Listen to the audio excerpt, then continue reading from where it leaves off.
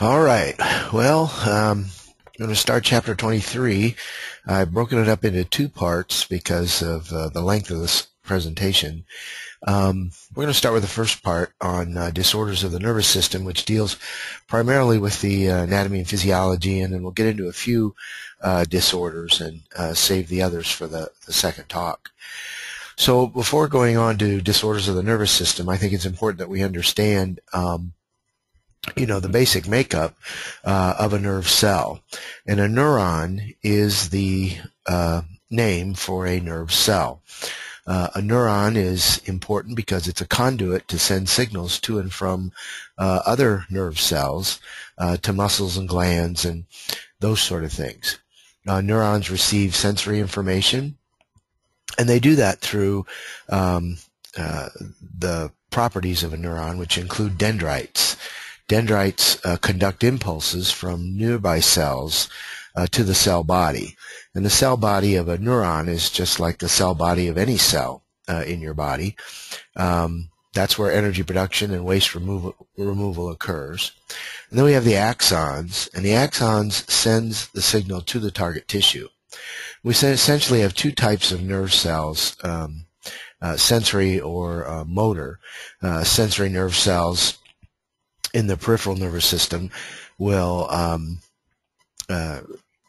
detect different senses, whether it's pressure, pleasure, hot, cold, sharp, painful, those sort of things, and transmit that information to the brain, where it will be interpreted and then send out a motor response.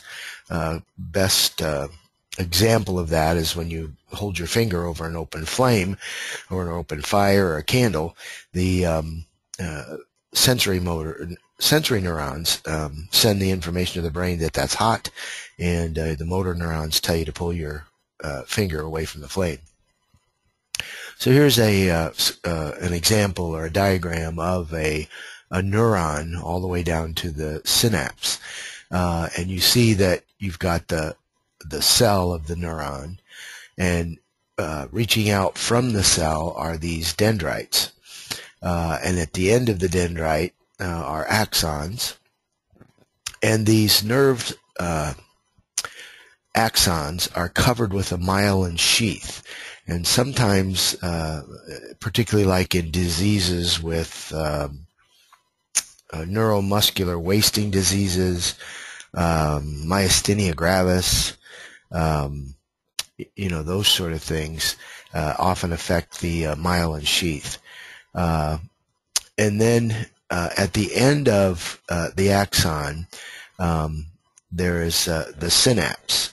And the synapse is like a microscopic space between the end of the nerve and the receptor organ.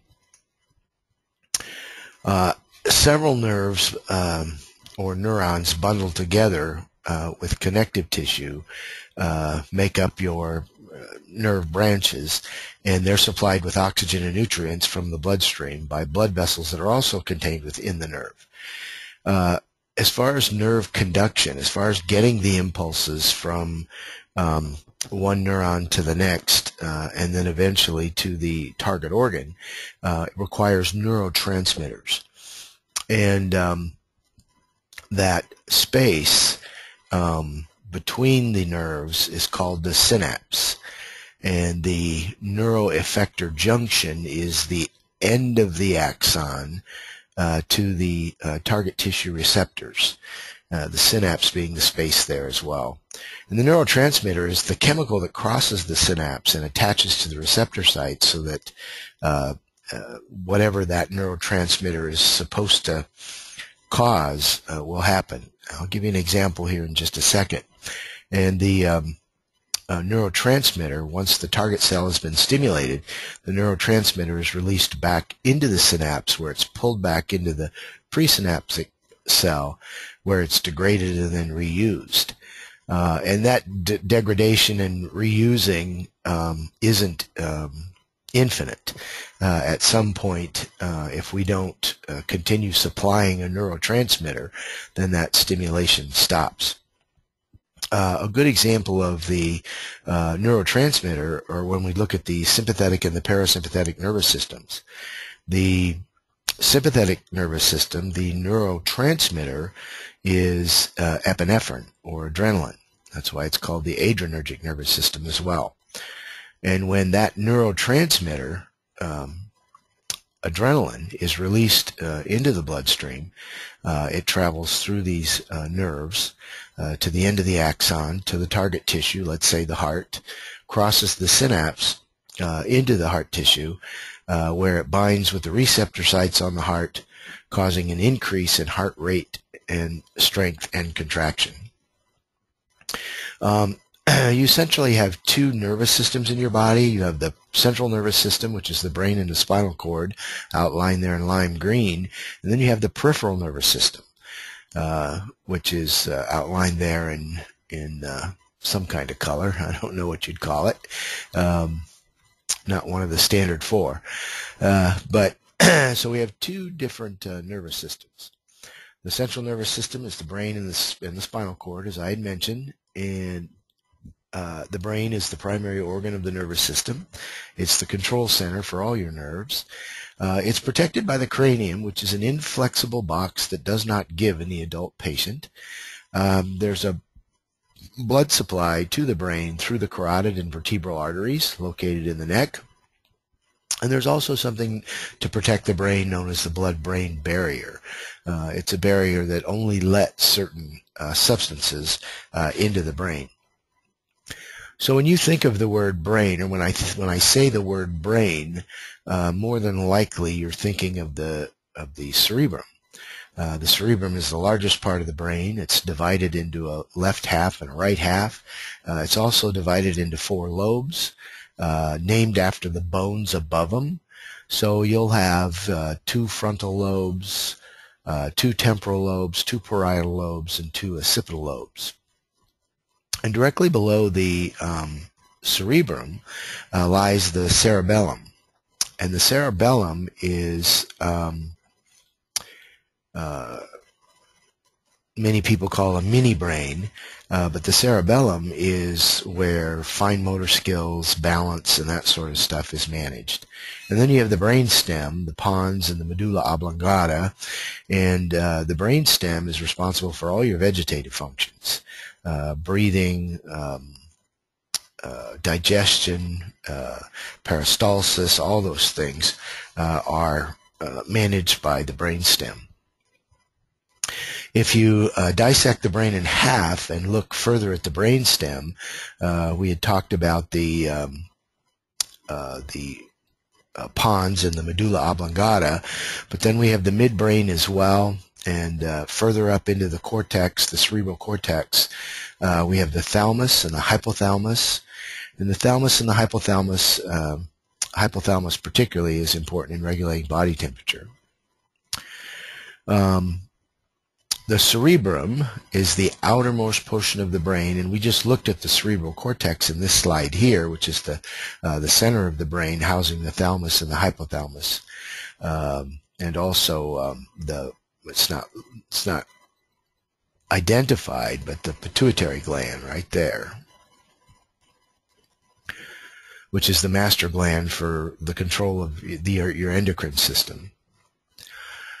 The brainstem makes up of the diencephalon, which contains the thalamus and the hypothalamus. The thalamus is your sensory switchboard, and your hypothalamus regulates your body temperature, releases hormones, and maintains body homeostasis. And what we mean by maintaining body homeostasis is it regulates your temperature, which helps maintain homeostasis. The midbrain and the pons are the bridge between the brainstem and the upper brain, and the medulla oblongata is where your heart rate, breathing, and blood pressure is controlled. Also within your central nervous system is filters known as the reticular activating system, or the RAS. And the RAS sends impulses to excite the cerebrum and keeps the body awake. Without stimulation of the RAS, those impulses slow way down and you go to sleep. when somebody has a blow to the head, they may disrupt those impulses from the RAS, causing an immediate loss of consciousness. And then as the impulses begin to start stimulating, then the person wakes up. The spinal cord takes impulses to and from the brain and must travel through the spinal canal, with the exception of the cranial nerves. In addition to the spinal cord, you have 12 pair of cranial nerves, and those are nerves that are attached directly to the brain itself. They're not part of the spinal cord. Now, within the central nervous system, we also have the meninges. There are 3 of them. The meninges are layered connective tissue that surround, support, protect, and suspend the brain and spinal column. We often think about the meninges of the brain, but the spinal cord also has those same 3 meninges protecting it. You've got the dura mater, which fits tightly to the inside of the skull. It's a very tough, fibrous membrane, very difficult to tear. Dura mater in Latin means tough mother. And that's where it gets its name. The arachnoid membrane resembles a spider web sort of consistency, and that's why it gets its name, arachnoid membrane. The dura mater has a tendency to contain the cerebral arteries, so if the dura is torn, there's a chance that the cerebral arteries could be torn as well. The arachnoid membrane has a tendency to contain the cerebral spinal fluid as well as the meningeal veins, and so subarachnoid bleeds are often venous in nature, and as a result they bleed much slower. The pia mater fits tightly to the brain itself, and because the arachnoid and the pia aren't in contact with each other all the time, there's a space there, that subarachnoid space, and that's filled with CSF and cerebral veins. And here's just a picture of the meninges, where you've got the skull, and as you work your way down, you've got the dura mater, and within that arachnoid mater, they're showing both cerebral arteries and veins, and below that, the red line fitting tightly to the brain tissue itself is the pia mater. What's important about all of this is understanding that there exists space. You know, we have epidural spaces between the skull and the dura, and those bleeds in that area are typically arterial. And then you have subdural bleeds, which could be either arterial or venous. And then you have subarachnoid hemorrhages, which typically are venous in nature. Now, outside of the central nervous system with the brain and the spinal cord, then you have the peripheral nervous system. The peripheral nervous system is made up of 2 branches: the somatic nervous system and the autonomic nervous system. The somatic nervous systems, they innervate the skin and most skeletal muscles. They sense and respond to information from the external environment. So the somatic nerves are on the surface of your skin and throughout most of your muscles, because the somatic nerves relay sensory motor information. And they do that through pairs of nerves that come out of each vertebrae. You'll have 2 posterior root sensory nerves coming out of each vertebrae, and 2 anterior root motor nerves coming out of each vertebrae. Now, dermatomes correspond to the spinal nerves, and a dermatome is essentially a map of the nerves of the body, and we use dermatomes to determine where a lesion or an injury to the spinal cord may be. We'll give you an example of that in just a second. Myotomes, myo meaning muscle, myotomes are portions of muscle tissue that are controlled by spinal nerves as well. So here you have the spinal column, and out of each vertebrae come the 2 pair of nerves. Out of the pedicles of the vertebrae come the 2 pair of nerves, 2 spinal nerves and 2 motor nerves. And they correspond to the dermatome or this particular map here.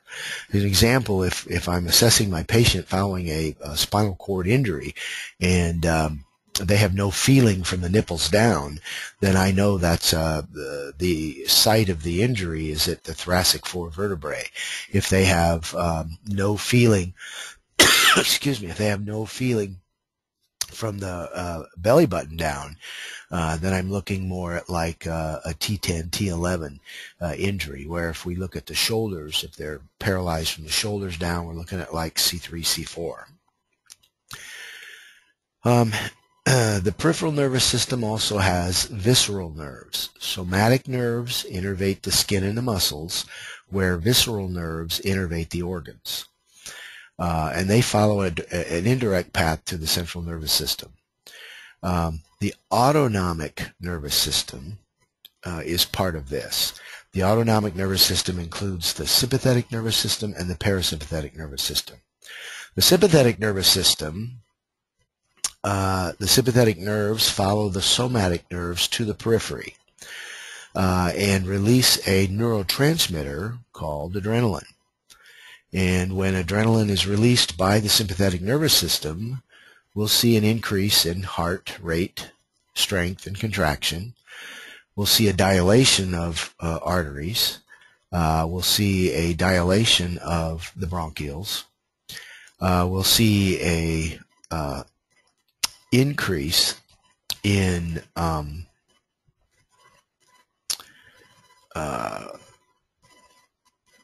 actually, we see a decrease in abdominal peristalsis, see a decrease in that. The parasympathetic nervous system is attached directly to, as you can see in this, it's attached directly to organs. You've got the cranial nerves. Some of the cranial nerves are in the parasympathetic nervous system as well.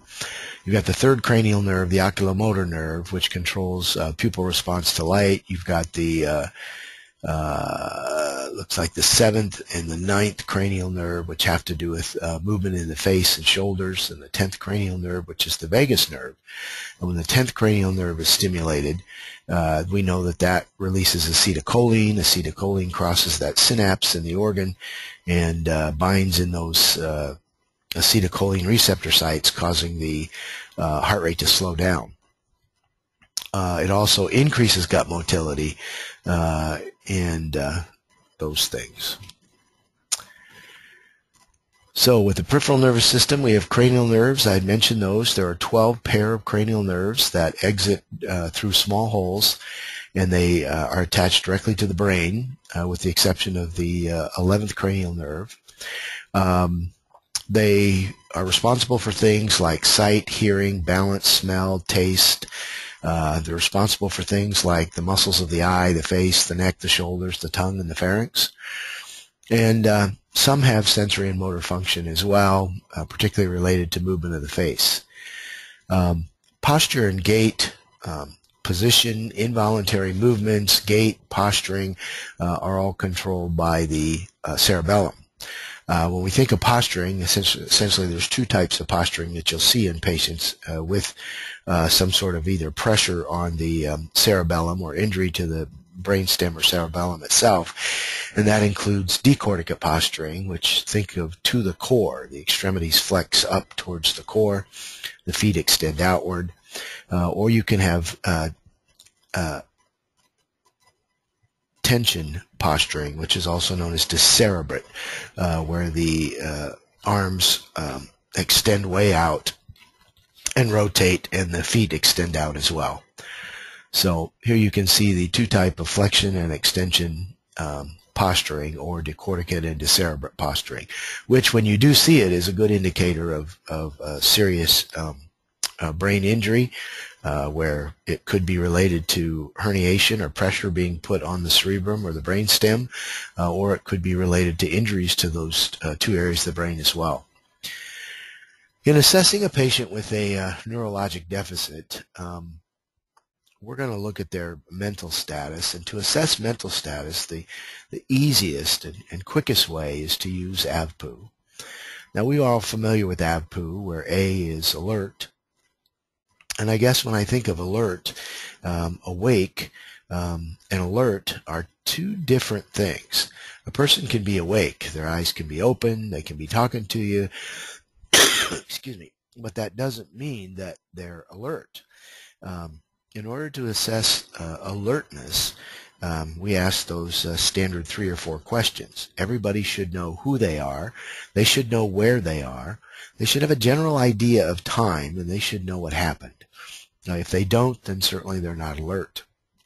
If their eyes aren't open when you go up there, then obviously they're not alert, and you would call their name using, you'd use their name and ask them if they were okay. And if they didn't open their eyes, then we would elicit a little pain response to see if they responded to pain. Now, when we do the pain response, most of us have been taught to do a sternal rub, and a sternal rub is it is painful, but some people may take up to 30 seconds to respond to that, depending upon how deeply unconscious they are. So most of us don't give it enough time when we do a sternal rub. I'm a big fan of squeezing the trapezius muscle in the neck.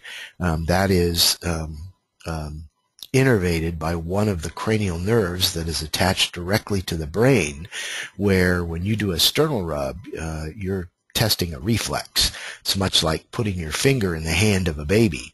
When you lay your finger in the hand of the baby's going to squeeze your finger, but you didn't tell it to do that. How did it know to do that? Well, that's a reflex reaction and really doesn't have anything to do with mentation. So when I'm assessing pain, I like to grab that trapezius muscle in an unconscious patient and give it a good squeeze. One of several things is going to happen upon initiating that painful squeeze. They may take their hand from the opposite side of their body and bring it over and try to brush away that pain. And in doing so, that's telling you that they localize the pain. They know where the pain is at. If they don't cross over to try to get rid of the stimulus, they're going to withdraw. They're going to try to pull their shoulder away from the stimulus. And if that doesn't happen, you might see some flexion posturing, or you might see some decorticate posturing. And if that doesn't happen, you might see some decerebrate posturing or extension. And lastly, they may be just unresponsive. The nice thing about assessing pain this way in an unresponsive patient, doing the trapezius pinch, you do get your motor score on your GCS. So the patient's either alert, or they respond to voice, or they respond to pain, or they're unresponsive. Now, the Glasgow Coma Scale is something that we've all been taught to use, but I don't think we've been taught to use it properly. The purpose of the Glasgow Coma Scale is to determine the seriousness of a head injury.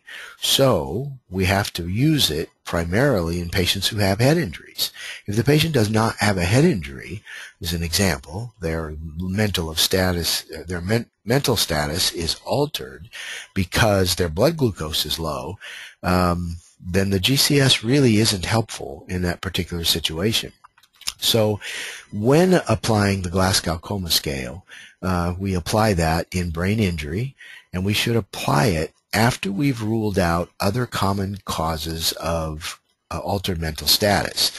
Make sure our patient isn't hypoxic, make sure they're not hypoglycemic, make sure they're not hypotensive, make sure they're not hypothermic, and if they're not any of those things, then the GCS has merit, but really only in a person who has a head injury. General appearance is just answering the question, sick, not sick, hurt, not hurt. The patient's speech certainly would give you an idea of their mental status if the speech is slurred, but the words are correct. That is dysarthria. If they are unable to speak, or the words they speak are incorrect for the question you ask, that's aphasia. And depending on whether they're dysarthric or aphasic, will determine where in the brain the lesion or the injury is. Affect has to do certainly with the patient's knowledge of their own environment or awareness of their own environment and whether they're acting appropriately for a person their age in the environment that they're in. The form of thought or thought content is something that we can measure by, certainly asking them to describe what's wrong on a simpler method, having them tell us like their birth date or make them go deep into their recesses to pull out information.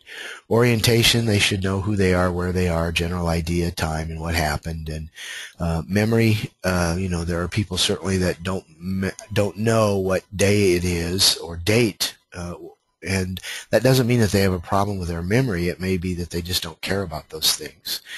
So, memory we could assess by again, date of birth, address, those sort of things. Okay. When examining the cranial nerves to see if any of them are not functioning properly, we'll go through the 12 pair here.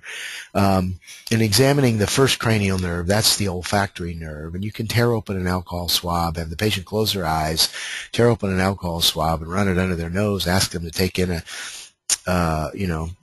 breathe it in and identify what it is that they're smelling.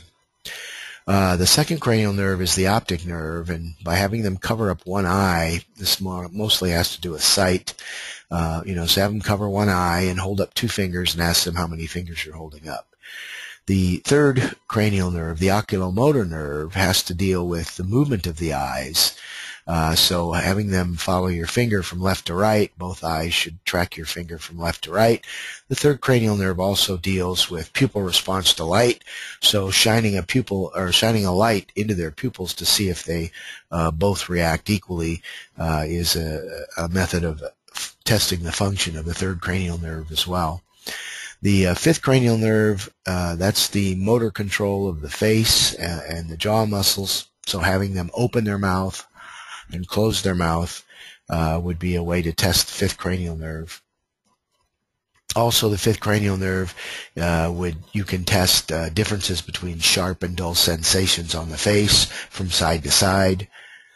The seventh cranial nerve is the facial nerve, and that includes facial muscles, and we assess those when assessing for stroke. We assess that seventh cranial nerve by having them smile real big, by smiling big and bright. Both sides of the face come up. We know that that cranial nerve is intact.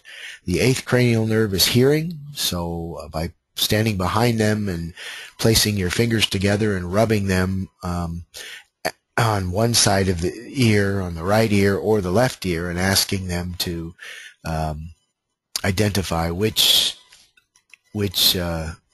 side the sound is coming from. So you're testing sound there, their hearing. The ninth and 10th cranial nerves deal with the pharynx muscles, so having them open their mouth and say, ah, and when they say, ah, looking for those pharynx muscles to move, and then the ability for them to have a gag reflex. The 11th cranial nerve, you can assess shoulder strength and shoulder shrug. If you place your hands on their shoulders and have them, you push down while they push up or try to shrug their shoulders, that would give you an idea if there's any weakness or injury to that particular cranial nerve. And also putting your hand on either side of their head and having them turn their head to the left or turn their head to the right would give you an idea of strength of that nerve as well. The 12th cranial nerve is the hypoglossal nerve, and you're going to have them stick their tongue out and move it back and forth. And their ability to do that, if you tell them to stick it out, move it to the left, they should be able to move it to the left, move it to the right, they should be able to move it to the right. And if they don't, then you know that particular cranial nerve is impaired. Remember that these nerves come, directly off of the brain itself. So dysfunction of a cranial nerve would tell you which side of the brain the lesion or injury is on. Your sensory exam is just to palpate down the body, checking the dermatomes. Anesthesia is a term we use for complete lack of sensation, where paresthesia is a description of pins and needles, kind of a prickly burning. It's the sensation that you feel when something in your body goes to sleep and then it starts to wake up. That pins and needle prickling is what paresthesia is. Your motor exam, you're going to test strength on both sides, and there certainly is a variety of ways to do that, whether you push and pull with your feet, squeeze with your fingers, but that would test for motor strength or motor strength from one side to the other. Deep tendon reflexes aren't something that we see done in the pre-hospital environment, nor do we see things done with a reflex hammer or a stethoscope. But the whole purpose of these neurological exams is to indicate the presence of spinal cord or brain damage. And by doing these exams, we're looking for symmetry. The response should be the same on both sides. The left side and the right side should have the same movement, the same strength, etc., etc. So if you're absent on one side or the other, or diminished on one side or the other, that would give you an idea of perhaps the type of lesion or injury that you're dealing with. Now remember, from the shoulders up, the right side of the brain controls the right side of the body, but from the shoulders down, the right side of the brain controls the left side of the body. Okay? Exams to determine whether or not the meninges are inflamed, like in the case with meningitis. You can do a Brzezinski sign or a Koenig sign, and it has to do with flexing and rotating the legs in a lying position and it causing pain. Brzezinski's, running a sharp or a firm object along the bottom of the feet, and the toes should flare out, and that sort of thing that would indicate, some sort of meningitis if those signs were present. And we should never test these in trauma, because you got to pick up and move the legs, that sort of stuff. And if they have a spinal cord injury, that wouldn't be a good thing to do that. The GCS, again, is something we can do to assess the neurologic status or the mentation in a patient that we're dealing with. But as I had mentioned before, that we should only use it after we've ruled out the more common causes of altered mental status. Because again, if our patient is hypoglycemic or hypoxic or hypotensive or hypothermic, they may be disoriented. And if they're disoriented, then, do they have a brain injury? Probably not. They probably just have these things that we need to correct. So once we make sure the common causes of unconsciousness are ruled out, then we can apply the Glasgow Coma Scale. And the reason that we like the Glasgow Coma Scale is that it's relatively transferable. It's reliable. In other words, if I get a GCS of 10, chances are, if there's no change in the patient, you're going to get a GCS of 10. So it's one of the more reliable, transferable scales that we have in assessing mentation in a patient with a head injury. So it's, we evaluate EBM, eye, verbal, motor. Our score is 4, 5, or 6. And a score of 4 for eye opening. That means their eyes are open spontaneously when you walk up to them. If you have to call their name to get them to open their eyes, they get a 3. If you have to use painful stimulus to get them to open their eyes, they get a 2. And if they don't open their eyes, even with painful stimulus, they get a 1. When you look at your best verbal response, if they converse and they're oriented, times 4, they know who they are, where they are, and a general idea of time and what happened, they get a 5. if they converse, but they're a little confused, maybe about one of those alert, awaken oriented things, or just confused about what happened or where they are, they would get a 4. And if they're using inappropriate words for the question that you ask, they would get a 3. And if they use incomprehensible words, in other words, their speech is slurred or garbled and you can't understand it, they would get a 2. And if there's no verbal response, they get a 1. And back when we were doing the AVPU, initially doing that trapezius pinch in that unconscious patient, we could get our motor response. We would know that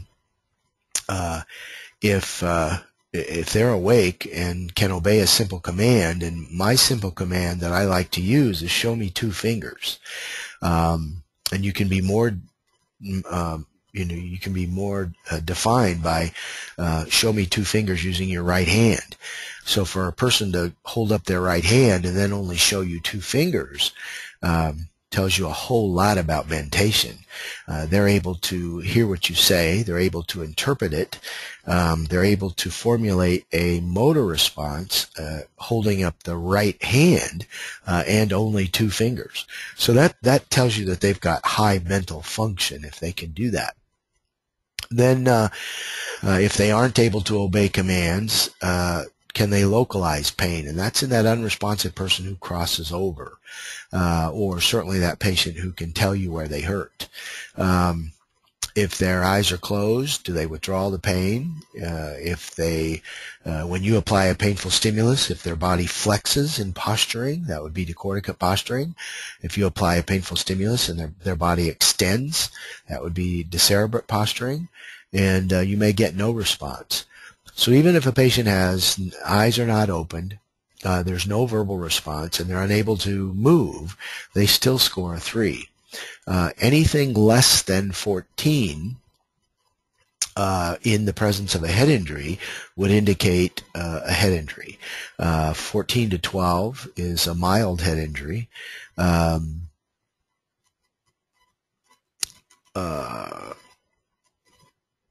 to like 9 is a moderate head injury, and 8 and less is a major head injury. That's why we say, GCS less than 8, intubate, because they would have a major serious head injury with a GCS less than 8. And a person who has a GCS less than 8 is in a coma, essentially. The other thing to keep in mind is that not everybody may be as up on the GCS as you are. And so it's important to report what you see rather than a number. So if I would call in and say my patient responds only to pain with inappropriate words and withdrawals to that pain, then I score a 2, a 3, which is 5, and a 4, a 9. So, what would be more beneficial to the receiving staff? Patient's got a GCS of 9, or my patient opens eyes to pain, speaks inappropriate words, and withdrawals to pain. So telling them what the patient's actually doing is more helpful than just giving them a number.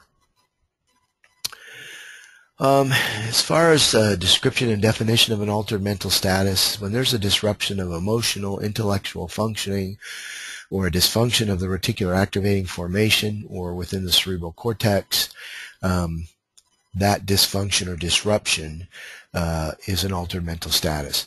And an altered mental status can come from structural lesions, whether they be tumors or cysts or bleeding, can come from toxic metabolic states like metabolic acidosis, respiratory acidosis, hypoxia, hypercapnia, hypothermia. All those things can lead to altered mental status. Getting a good history and physical is important in managing altered mental status because you may get the patient when they're conscious, and you may deliver the patient to the emergency department unconscious. And so it's important that they know what sort of changes have occurred in personality, behavior, responsiveness, and we can use things to relay that information like our AVPU and our GCS. You also want to take into account particular odors or breathing patterns or bruises or rashes, heart rate, vital signs, those sort of things. Excuse me, I have a cold after returning from Greece and must have picked something up over there, but apologize for that. As far as odors go, somebody with an altered mental status who has the odor of acetone, might have diabetic ketoacidosis, has the odor of ammonia, might be in kidney failure, bitter almonds, cyanide poisoning. So there's a variety of odors that the patient may have that might clue you into why their level of consciousness is altered. But only about 35% of people can smell that sort of stuff. So if you don't smell it, that doesn't mean it isn't happening. You could be one of those 65% that can't smell that stuff. Breathing, look for recognizable breathing patterns with altered mental status. If I see somebody with Kussmaul's breathing, very deep, very rapid breathing, I'm thinking diabetic ketoacidosis. Whereas if you see somebody with Cheyne-Stokes breathing, shallow, deep, shallow with periods of apnea, shallow, deep, shallow with periods of apnea, just a repeated pattern like that, then I'm thinking brainstem injury, that sort of thing. Bruises, rashes, bruises indicating certainly basilar skull fractures, bruises on the mastoid process, bruises around the eyes, rashes, petechial rashes, meningeal rashes, things like that. Cardiac AFib, might be a key that if this person's an atrial fib, they're at a greater likelihood of throwing blood clots into the brain and causing a stroke, which may be the reason for their altered mental status. And then vital signs. You want to get vital signs because particularly blood pressure and pulse, we'll see the direct opposite when the intracranial pressure rises compared to shock. When we have a person with a rise in intracranial pressure, that decreases their cerebral perfusion pressure, or the blood pressure to the brain. So your brain will selectively vasoconstrict in order to pump more blood to the brain itself. And when it vasoconstricts, it raises the blood pressure at the arm. So it's not uncommon when we have somebody with a head injury that has a significant intracranial pressure that we'll see a very high blood pressure. 210 over 120. And then as the intracranial pressure rises and starts pushing the brain out of the skull through the foramen magnum, which is a big hole at the base of the skull where the spinal cord becomes the brain stem, when pressure's put on that area of the brain, the 10th cranial nerve, the vagus nerve, also exits that vein, and which exits that hole, and as well as the 3rd cranial nerve. And so what you'll see is a blown pupil, a slow pulse from vagal stimulation, a high blood pressure from the brain vasoconstricting in order to supply a blood pressure to itself, and it looks just the opposite of shock. Instead of falling blood pressure and a rising pulse, you have a rising blood pressure and a falling pulse. So it's just the opposite. As far as intracranial pressure goes, we all have pressure inside our head. It's about 5 to 7 millimeters of mercury. And there is no room inside your head for anything other than what's there.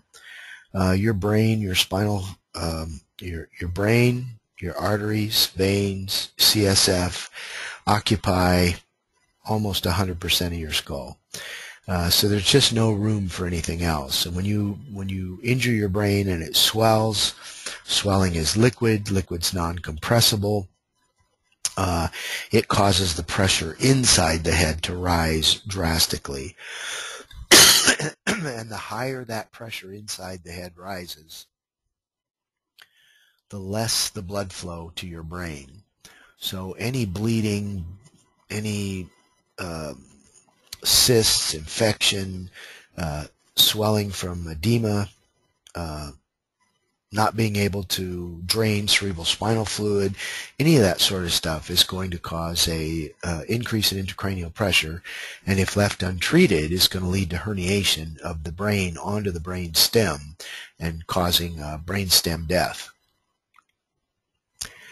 So some therapeutic interventions that we can do to manage altered mental status is to make sure that they're able to maintain their own airway, that it's open and it's maintainable, that they're breathing at an adequate rate and depth, particularly in the presence of stroke and head injury. Patients may breathe inadequately and as a result may be both hypoxic and hypercarbic. So we might have to correct that if their breathing is inadequate. Make sure that they're not hemorrhaging anywhere that you can see. Arrest that hemorrhage because we need those red cells to carry oxygen to the tissue. Stabilize the head and neck if you suspect cervical spine injury. The purpose of intubating, RSI, rapid sequence induction, is favorable for head injury because we can get an end-tidal CO2 with that intubation, whether it be with a King or a combi tube or an LMA or an actual endotracheal tube.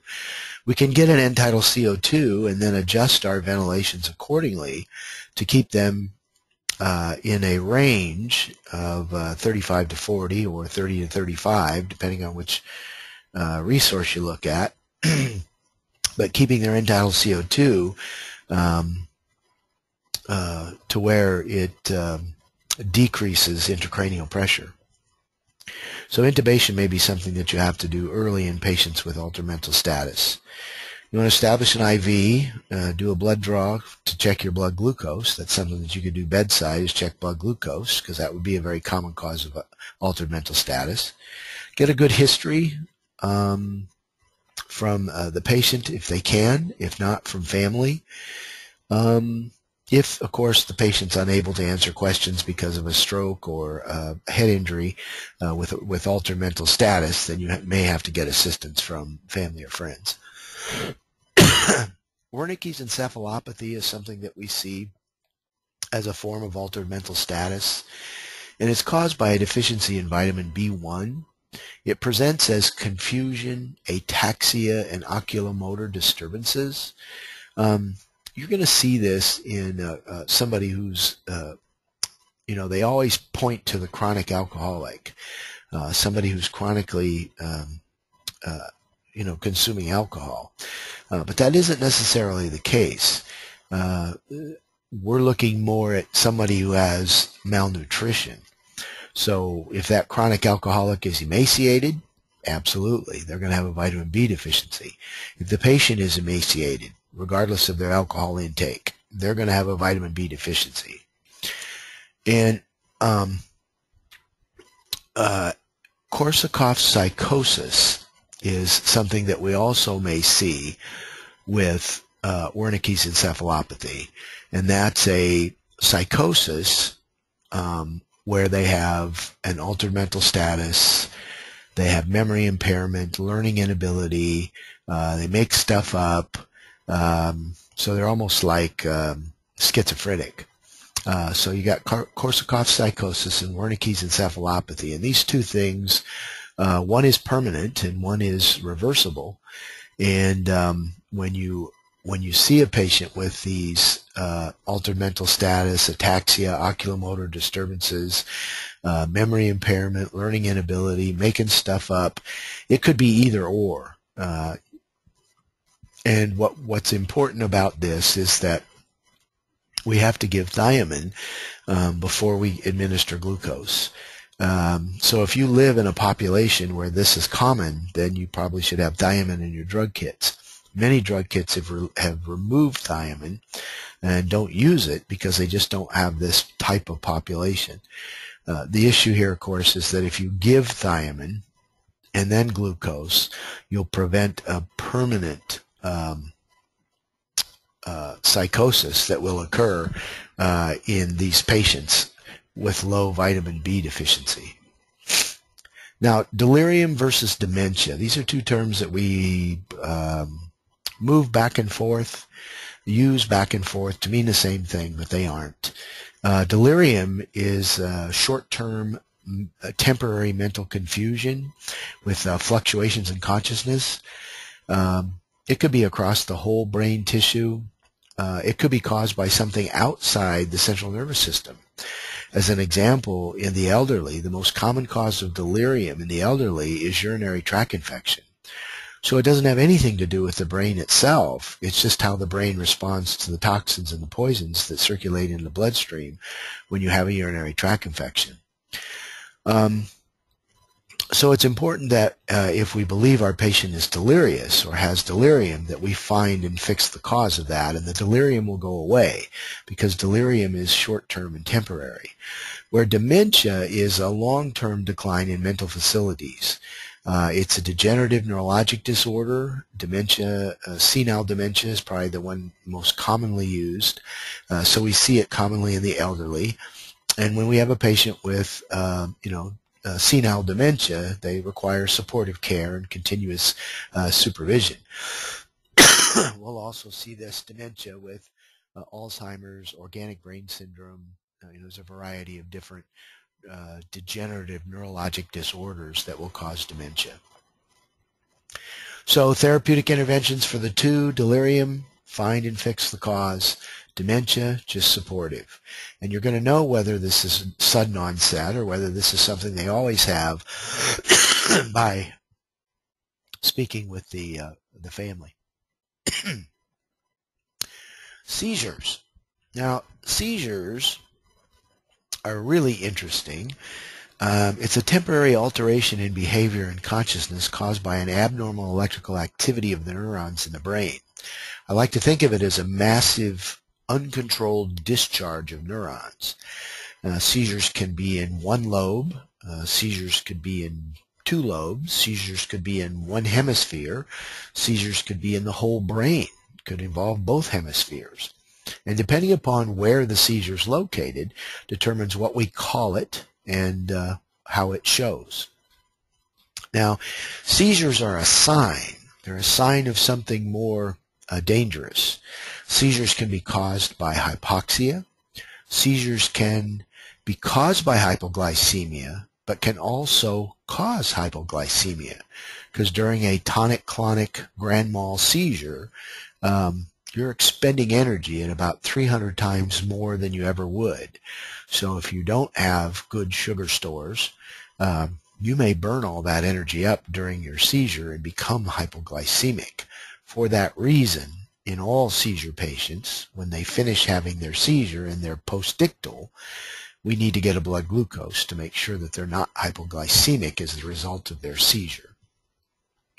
Certainly bleeding inside the head will cause seizures, brain tumors will cause seizures, abscesses, head trauma leading to bleeding inside the head, metabolic imbalances like sodium, potassium, electrolyte disturbances, body temperature rapid rise. Here they're talking about febrile seizures, where it doesn't have to be a really high temp, it's just how quick it gets there.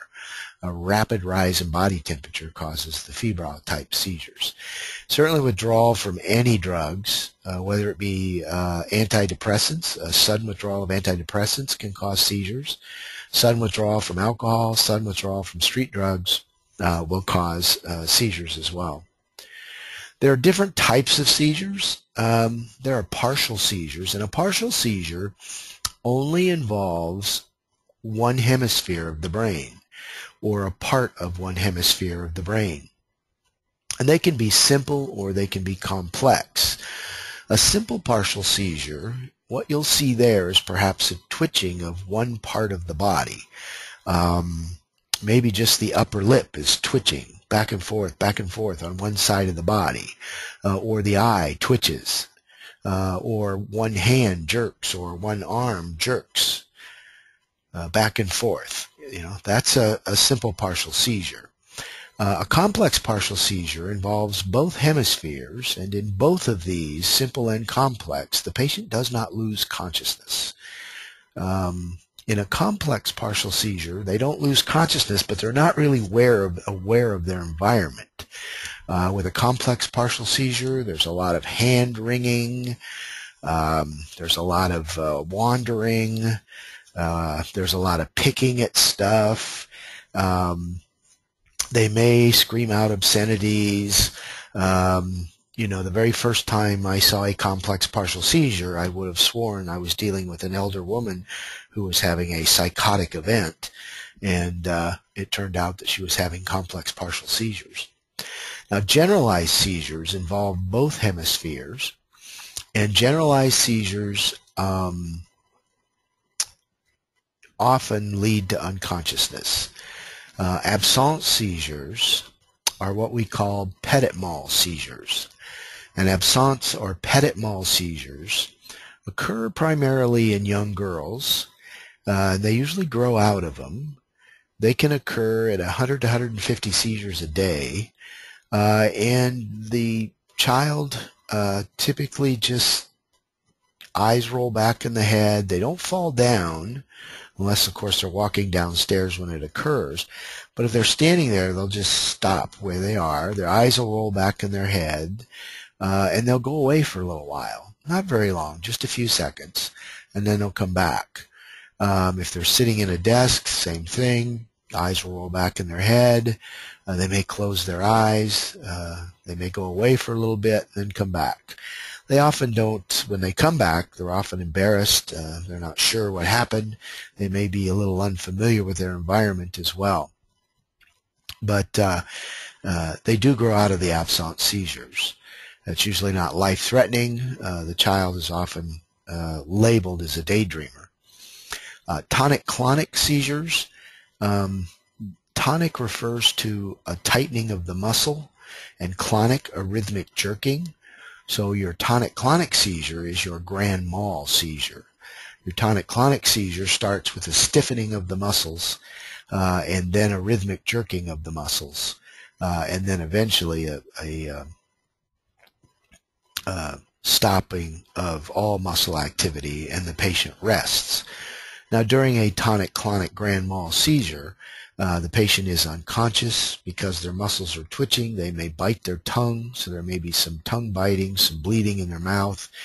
A single tonic-clonic seizure shouldn't last long and should recover quickly. Patients after a tonic-clonic seizure rest because of the severe exertion of all the muscles. But their postdictal state, their state after their seizure, shouldn't last more than 5 or 10 minutes. If it does, they may still be seizing. We're just not seeing the outward muscle activity. Tonic-clonic seizures certainly are the ones that concern us because of the loss of consciousness, because of the energy production. And if they occur without rest, one right after another, after another, after another, that is status epilepticus, and that is a truly life or death emergency. So in patients who have tonic-clonic grand mal seizures, it's important that if they are seizing upon our arrival, that we understand how long the seizure has occurred, and we work quickly to stop the seizure with some sort of intranasal benzodiazepine. You can start IVs later. We shouldn't hold them down to start IVs because we could actually break bones during their tonic-clonic seizure. But give them a benzodiazepine, and the quickest and easiest way to do that is intranasally. Febrile seizures, they occur in children. They usually grow out of them by the time they're 5 or 6. They occur as a result of a sudden spike in temperature. They typically are related to ear infections. They don't last long. They recover quick. Oftentimes when you arrive, the seizure's over. But the child, you'll note, will have a high temp and may have a history of this as well. Parents who have children with febrile seizures or seizures in general may be given Diastat, a rectal Valium, that they can administer to their child prior to your arrival. Just remember that multiple doses of benzodiazepines needed to control seizures leads to respiratory arrest, particularly in children. So be prepared to ventilate them when you're giving them benzodiazepines to control their seizures. Pseudo-seizures, they're not really seizures per se. Pseudo-seizures can be faked by an individual who's seeking medication, knowing that if he seizes, he will get some good benzodiazepines. So you have to be aware of those as well. Typically in a true tonic-clonic seizure, a true grand mal seizure, there is some tongue biting, there is some incontinence of urine, maybe stool, where you won't have that with a pseudo-seizure. The other thing to keep in mind about seizures in general is that 25% of all seizures are epileptic. And there's probably that many different types of epilepsies. 25% of seizures are caused by those things that we identified earlier. But 50% of all seizures are idiopathic. They have no idea what causes them. Okay? So therapeutic interventions for seizures include if they're seizing on arrival, don't restrain them, put a pillow under their head, allow them to seize, blow by or oxygen by mask, have suction ready because they may vomit when they finish seizing. When they're done seizing, if they're breathing inadequately, ventilate them with a bag valve mask initially because they should wake up. Nasal airway if you're having difficulty ventilating them. Benzodiazepine, earlier the better. Monitor and support their vital signs with pulse oximetry, end-tidal CO2, ECG as well. Status epilepticus, a true life or death emergency, occurs when the seizures last more than 30 minutes. During a seizure, we don't breathe adequately, and as a result of not breathing adequately, we become hypoxic. And, of course, hypoxia causes cell death. Body cells then undergo anaerobic metabolism without the oxygen. They generate a lot of lactic acid and toxic waste. In these patients, we need to stop the seizure with a benzodiazepine. They may remain postictal for long periods of time, especially after we give them the benzodiazepine. Things to help support their ventilation would include NPA. They don't mention intubating a patient in this particular situation because oftentimes following a cessation of the seizure, they will wake up. And, if they're intubated and they start to wake up, that would be quite a shock to them, and intubating them is usually not necessary.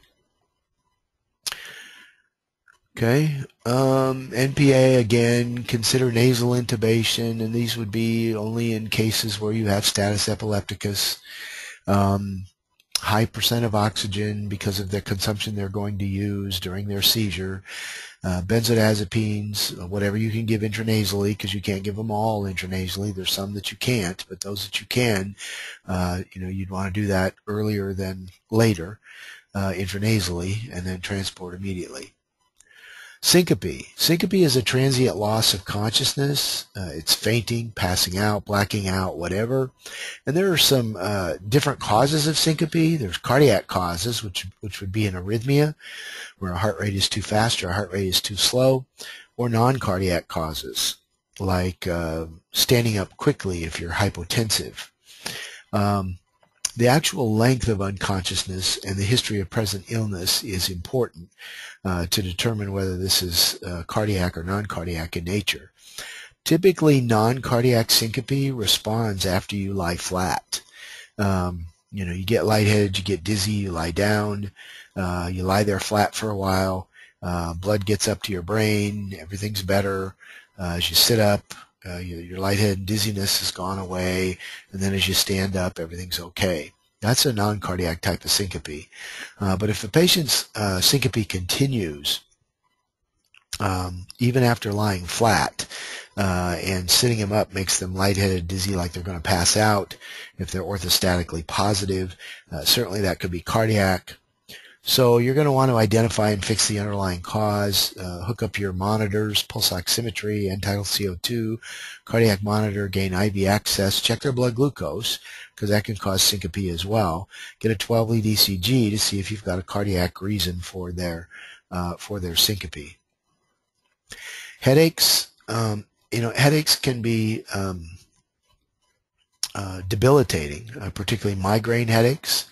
Migraine headaches may also cause abdominal pain, nausea, vomiting. It's a throbbing, pulsatile pain on one side of the head.